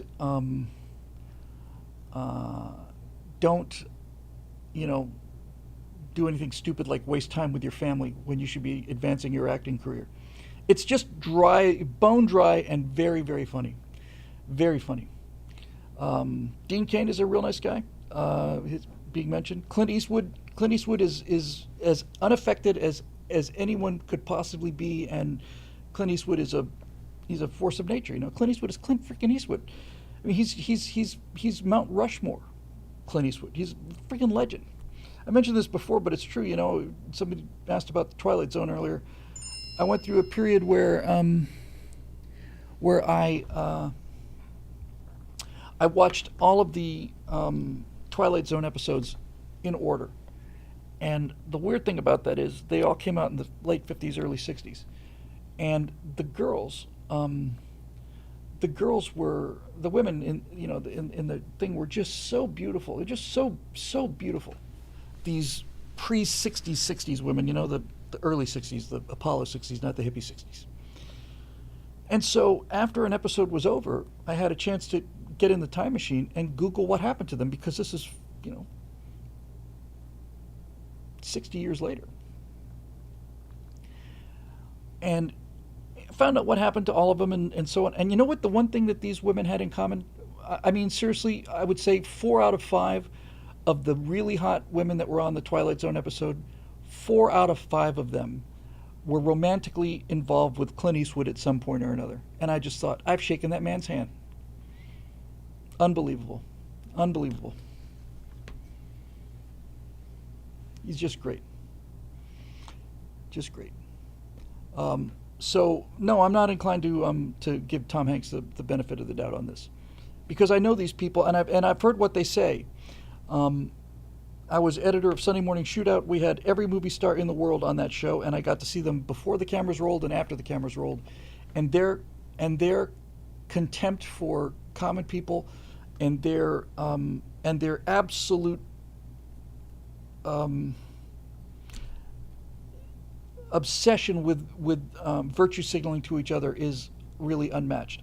The first movie star I ever saw in my life in person was James Stewart. And I'd just gotten to LA in 1988. I'd gotten a job at Enterprise Rent-A-Car, and I was in Beverly Hills, and my job was to go pick up people and drop them off, because Enterprise will pick you up. And Matt Harris says, my mom dated Eastwood briefly in high school. I don't doubt it. No, Eric, staring into the abyss, I hope he's guilty is not staring into the abyss. I hope he's guilty is staring into justice. Okay, staring into justice. The guy is launching an attack on half of the country because he disagrees with them, and it's a vicious attack, and it's slander, and it's the blood libel, and he's doing it in order to show the rest of the liberals in the room that he's down with the program, and so I hope he's guilty, and I have no problem with that. That's just justice to me. That's justice. If you've been on, no, I'm not apologizing for that at all, and I don't think it's a sign of like, oh my God, you turned to the dark side. No, the guy has made a living off of having people think he's a swell guy, and it looks like he's not. Even if you take the island out of it, he's clearly not.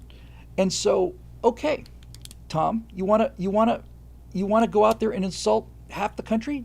Be prepared for some pushback. So, there you go. Colbert is on that list. That's the rumor. Until the list, or if the list comes out, that's going to stay a rumor. But I'm not surprised. And Colbert makes the same slanders of. I'm trying to think of somebody neutral who isn't worthy of this kind of vitriol. Oh gosh. Jim Carrey, for example. I haven't heard Jim Carrey make a political comment. Jim Carrey's a big star. I don't hope Jim Carrey's guilty. I don't know if he's guilty or innocent. He actually seems like Jim Carrey seems like the kind of guy who learned a lot of lessons from life if you listen to Jim Carrey. So anyway, I don't know. I think the American people have the right to know. If certainly we have the right to know about politicians. Let me just talk to you about Jimmy Stewart. Jimmy Stewart was. I was picking up somebody. It's the first pickup I had on my job. It's the first time I went out into Beverly Hills. And I stopped at this street, and Beverly Hills, by the way, that street in Beverly Hills looks exactly like the Beverly Hillbillies with those big tall palms and everything. And I'm standing at this door, and I'm waiting to take this guy in, and I see this tour bus, Hollywood tour bus. They're everywhere. And this Hollywood tour bus goes 2 or 3 houses up and stops and just waits there. Doesn't beep the horn, nothing, just sits there and waits. And after a moment, this curtains were closed, and after a moment, these curtains part, and this man comes to the window and starts waving. I just could barely see him. I could just barely see the figure, waving. And the tour bus waves back, and then the guy beeps his horn, and then the tour bus drives on. And then my guy comes out of the house, And I tell him, hey, sorry to bother you, sir. I just saw that tour bus stop over there. Who was that? And the guy said, oh, that's Jimmy Stewart's house. I said, the bus stopped and he came to the window. And he said, yeah, he never misses it. It's not like he waits for him, as I understand it, but I've seen him do it more times than I can count. Um, the tour bus stops outside of Jimmy Stewart's house, and if Jimmy Stewart's home and is aware that there's a bus outside, he'll come to the window and wave. And when you listen to Jimmy Stewart on like Carson would say, um,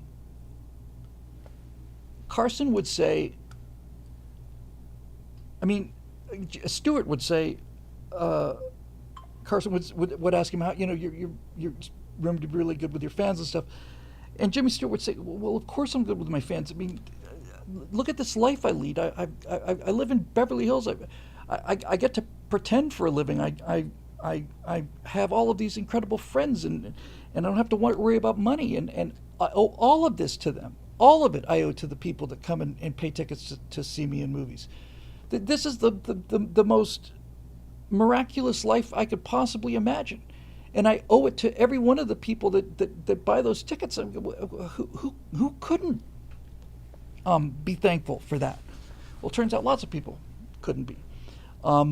So that was Jimmy Stewart, and there you go. There you go. I'm not defending Jim Carrey, by the way. I'm not saying he's a great guy. I'm just saying I haven't heard him go off on a rant, but somebody said he made a big rant, and I didn't see it. Anyway, you get the idea. But yeah, Roger Ramjet says formed his opinion of Jimmy Stewart when he read his poem about his dog Bo on Johnny Carson. Stewart and Jimmy Stewart gave up. I mean, young Jimmy Stewart was a star in Hollywood, and he quit being a star. He had exemptions like all of these guys. Jimmy Stewart is more valuable to the war effort being Jimmy Stewart, the movie star, than he is being another bomber pilot. But Jimmy Stewart joined the Air Force and flew combat missions and was under fire and went on to be a brigadier general in the Air Force. A lot of those guys did. Lee Marvin and Bill Keith and it's a crazy number of guys who actually served in World War II in combat. Dave Big Booty points out that Jimmy Stewart earned the Distinguished Flying Cross. Yes, which is not easy. The Wright brothers won it. Jimmy Doolittle won it. A number of famous Lindbergh won the Distinguished Flying Cross. All the great aviators won the Distinguished Flying Cross, and Dick Rutan won the Distinguished Flying Cross. But Dick Rutan won the Distinguished Flying Cross 5 frickin' times.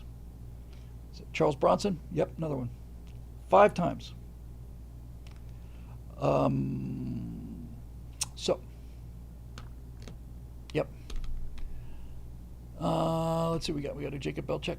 We got a Guy Balo. We got a Brook College student, and we're done. Okay, Jacob Belchek. Hail Bill, what are your favorite male and female archetypes and why?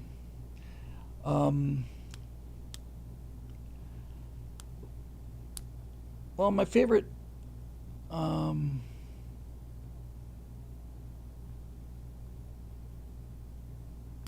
I think I spent a fair amount of time tonight talking about my favorite male archetype, and that would be I think the warrior poet. I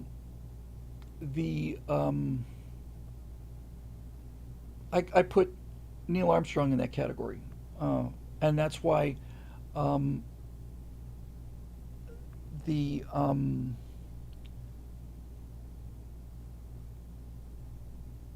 the rebel Kirk bothers me so much because James Kirk was a warrior poet. He wasn't a warrior drunkard. He wasn't a warrior rebel. He was a warrior poet. He was a student. When I say poet, I mean student. All of the great fighter pilots like Robin Olds, warrior poet. Guys who are capable of fighting, but at the same time have an intellectual and spiritual command that elevates them above regular people. James Bond, I would not call a warrior poet. James Bond's a bit of a psychopath, and he's an interesting character for that reason. Um, Superman is a warrior poet, you know. Superman, the warrior part of Superman is obvious, but the gentleness of Superman is what makes Superman Superman. The gentleness of him. I mean, there really is. I mean, I'm not a huge comic book fan, but there is one superhero, and then there are a bunch of other humans with assorted powers. But there's one superhero, and he is the nucleus of the whole thing. So I mean, Superman presents problems because he's so overpowered. But that's the genius of Superman, is that the only thing that restrains Superman is Superman. That's why he's interesting. He doesn't have dark motivations like Batman. He's not a kid flexing his muscles like Spider-Man. He is a fully realized adult human with compassion and kindness, and he saves humanity because he loves humanity. And that is what it is. And Dave Big Booty says Christopher Reeve is still the steel standard. He's to Superman as James Connery is to James Bond. Yeah, Sean Connery is to James Bond. I completely agree. Christopher Reeve captured it better than anybody. Although I have to say, Henry Cavill is very, very good. He's got much darker writers, but Cavill has that fundamental goodness down. There's that moment in one of the Superman movies with Cavill where he's walking down the halls in handcuffs, and he's allowing himself to be prisoner, because I don't remember the movie very well, but doesn't it happen just a few moments later where he just moves his hands just the slightest little bit, and the handcuffs just go it's like, I'm going to agree to be your prisoner. I'm not your prisoner, but I am because I respect the law. I really like Cavill very much. This new Superman, I have only seen a little bit of the actor, and I'm not impressed. And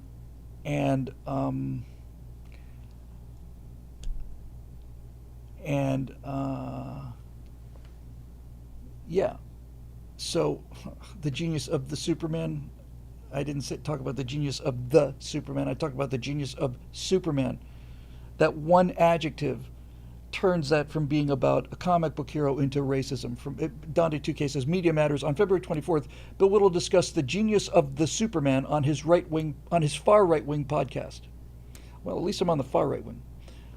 The genius of the Superman. See, I've never talked about the Superman. I've talked about Superman. They put the in there, and it becomes all of a sudden a racist comment. That's why Media Matters are a bunch of evil, worthless, lying scumbags, and why I'm looking forward to them going the way of the dinosaurs when their funding gets cut off. The Superman. I'd really like to meet some of these people. I really would. My first question would be, tell me about your father. Yeah, Calville is great. Calville walked away from The Witcher because it was getting too woke. Calville is a big 40K fan.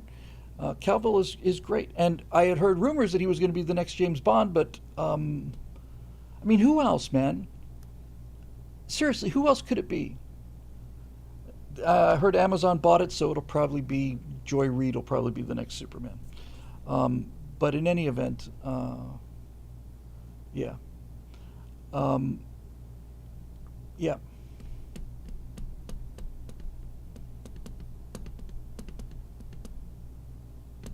I saw Damian Lewis as Henry VIII, which I thought was just recently released, but has actually been out for like 8 years or something. And as usual, he was great. Yeah, and somebody mentioned Man from U.N.C.L.E. Calvo was kind of Bond in that movie. Armie Hammer, who I knew, not super well, but there was a period there where I saw Armie Hammer a bunch of times. Armie Hammer he just went completely friggin' nuts, man. And it was heartbreaking. Really heartbreaking.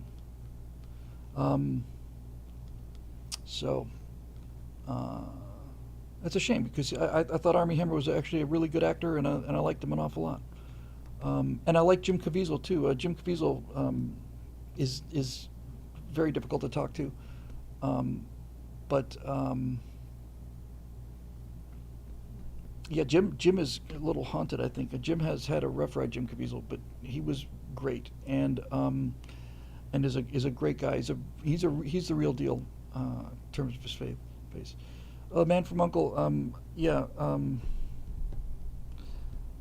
Napoleon Solo was played by Robert.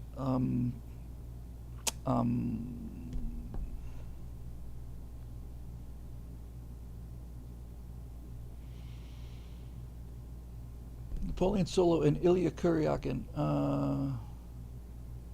Robert Vaughn, thank you, Roadrunner.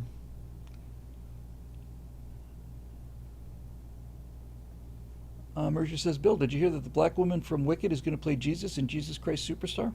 Good for her. I'm sure. I'm sure it's going to be the same kind of hit as The Chosen.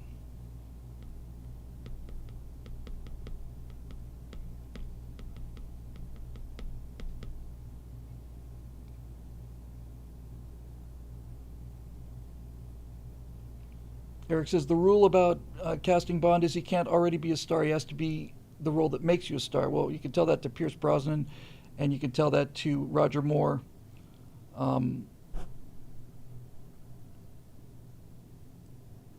I guess you could probably make the case that Timothy Dalton oh, come on, the current occupant, Daniel Craig, really weren't very big until they happened. Yeah, Sean Connery was nobody until that came along. But certainly Roger Moore had already been a star, and so had Pierce Brosnan. George Lazenby, yeah. Female archetype.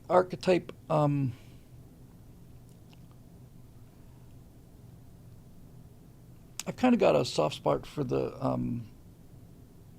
for kind of the, like the office nerds, I thought Bailey, we talked about Bailey and WKRP in Cincinnati. I just thought she was just the bee's knees, man. I thought she was fantastic. I'm trying to think of other examples of that.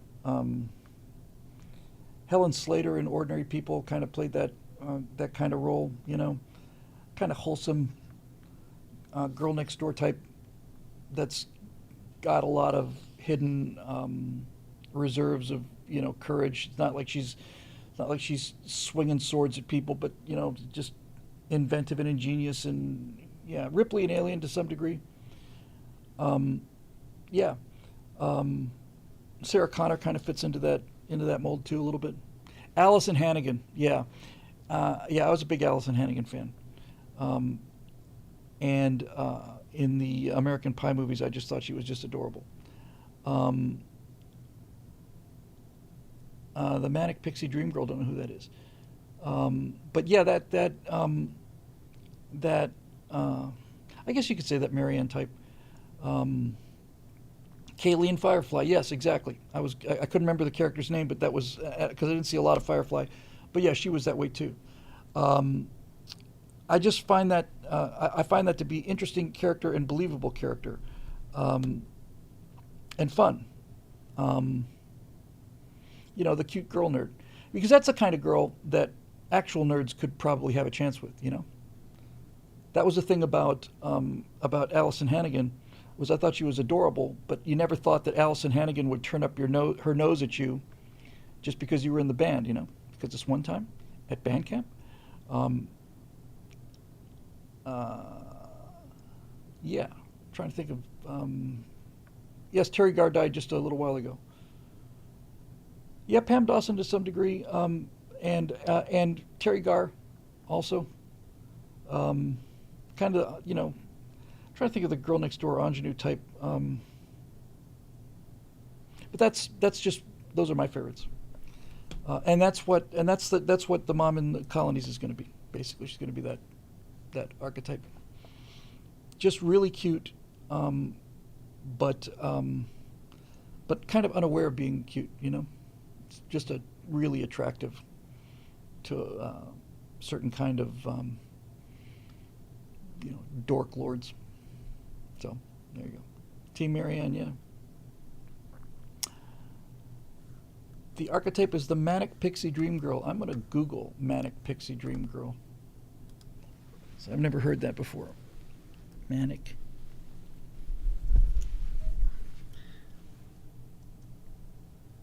There's manic pixie dream girl.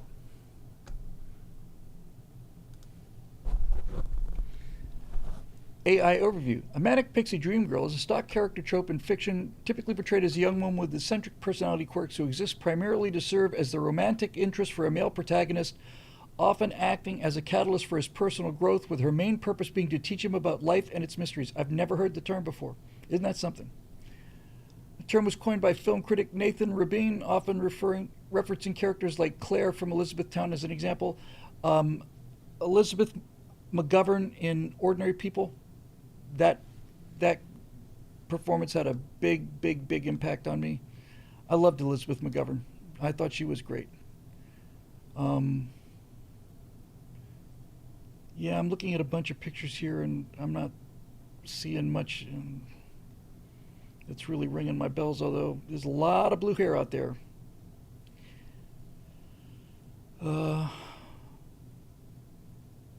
The manic pixie dream girl. I've never heard. Thanks for the education. That's a useful term. Yeah, I really like those pixie types.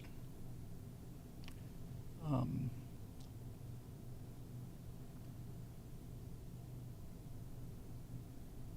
just seeing a bunch of photos here. Okay, well, interesting.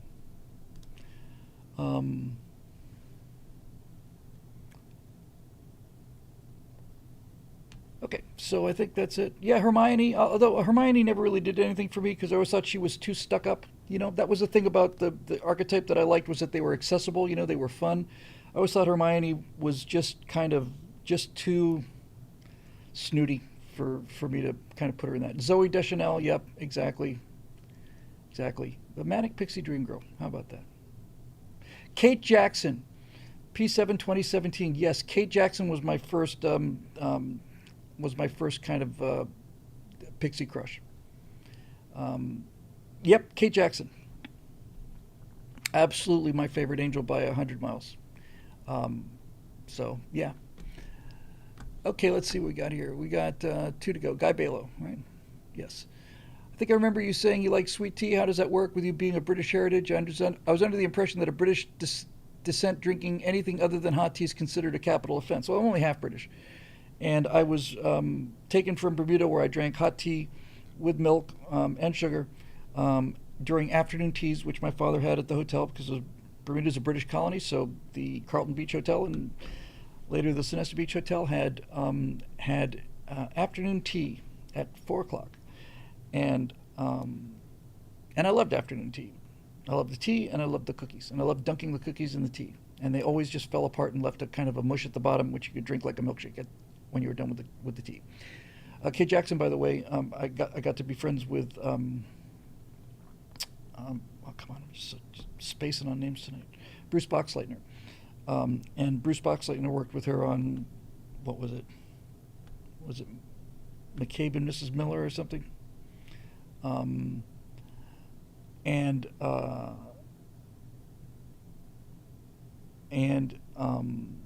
He said she's just the biggest left-wing. Scarecrow and Mrs. King said she's just the biggest liberal, airhead that he'd ever run across. Yep. Well, I had the British tea beaten out of me by Florida. 100-degree temperature, 100% humidity, 100% of the time, and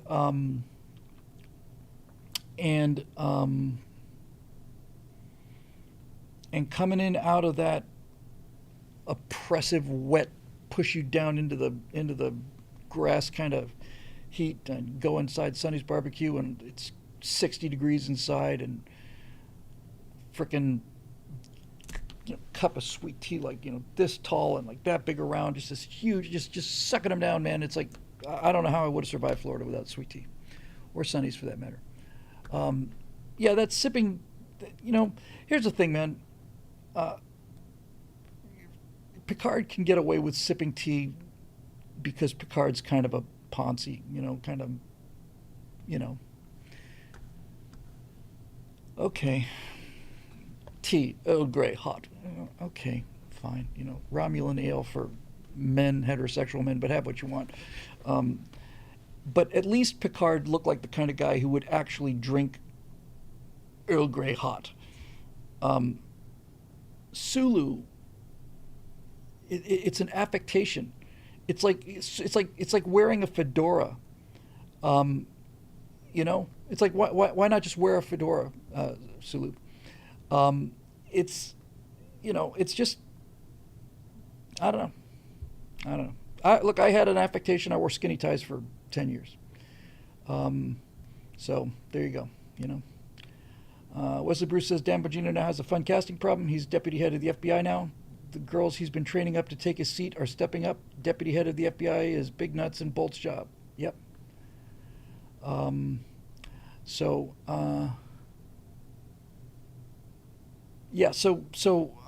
Yeah. The South beat it out of me. Beat hot tea out of me.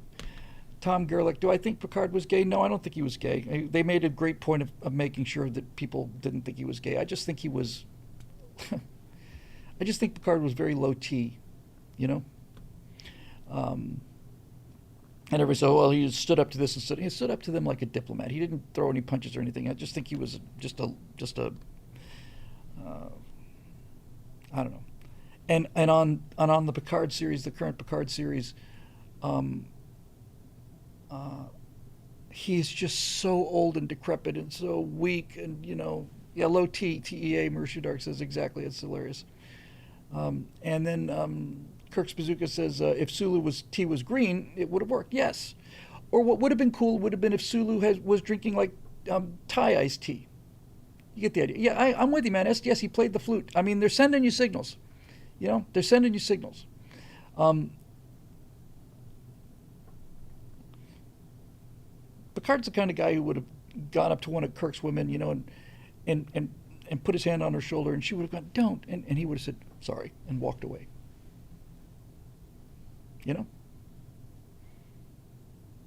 Kirk would have been like, "Now say it like you mean it." "Oh, Jim." Sulu would drink tab. Sulu is a Zima drinker. Uh, was that Zima? It was Zima. Yes, the only thing Picard ever said, Richard Kelch says, the only thing Picard ever said that he liked was, "Shut up, Wesley." Yes, I thought so too. I haven't done anything with the fulfillment on merch yet. I have to come up with some designs. One of the designs I want is I just want a design that says, "Have a nominal day." I want to do quotes. Zima. Yeah, Zima was like Fresca that had been left out in the sun. I actually kind of like Fresca, to be honest with you. I mean, I never bought a Fresca, but every now and then I'd have a Fresca, and it was like that was a bit refreshing. Do they still make Fresca? I don't think they do. Or Tab either, I don't guess, right? I guess they've been taken out by Diet Coke and Diet Pepsi. Who knows? Okay, so last one, Bro College student. Hello, Bill. Any thoughts on cosmic Lovecraftian horror? What's the key to it, and what makes a good story? I love it. I don't. I haven't spent as much time with it. I've read some original Lovecraft, and the takes on Lovecraft. I think, oh, Fresca still exists. Well, I should have a Fresca. Um, I remember, was it Fanta grape soda? That stuff is freaking awesome. Um, wasn't it Fanta grape soda? I do want a Fanta. I want a grape Fanta. Um, so yeah, so Lovecraft is great. One of the things, Knee High, was it Knee High? I just remember a grape soda that was like, holy cow, that is just freaking amazing. No, this was not in the product line. I've drinking. What was a carbonated grape soda? That was freaking amazing. But Lovecraft is great, and there's a purple drank. There's a was it knee high? Maybe it was knee high. Um, there is back to the question about Welch's. Did they make a soda? I know they made grape jelly, which is damn delicious. Pretty much purple sugar gel, but I don't care. I loved it. Welch's grape jelly on a peanut butter and jelly sandwich with Skippy Super Chunk is freaking awesome. Huh. Okay. Anyway, back over here. So yeah. So this cosmic horror is great, and there's a lot of cosmic horror in 40K. So I love 40K, and I spent a time when I read every single one of the 80 plus novels in the Horus Heresy, and then the Siege of Terror. Read them all, and some of them were great. A lot of them were just place markers, but even then, I just loved them. And so 40K borrows liberally from Lovecraft, with this idea of these immortal gods that are just manifestations of pure pure evil. You know, just there's the god of sloth, there's the god of decay, there's the god of blood, there's the god of mischief, and you know, and and so 40K really captures but the actual classical Lovecraftian thing has to have an element of is it thalassophobia? Is it that the word? Fear of the deep, the fear that there are huge, enormous monsters in the depths of the ocean, and then they come swimming to you out of the murk, so that you never get a chance to see them until they're right on top of you. You know, that is really scary stuff. And there's something here. Can you have a look at this?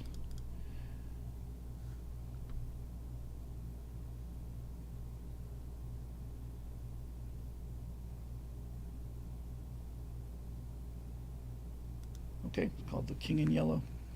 Is that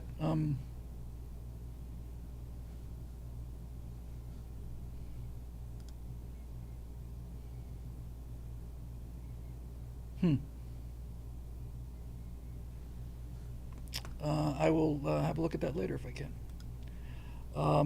The daughter of Harvey Cthulhu. That was a brilliant move on Doomcock's part. Put little Harvey Cthulhu in the containment jar, otherwise he'll destroy the universe. That was really fun. Okay, I think we're through the questions here, and I'm going to exit stage right.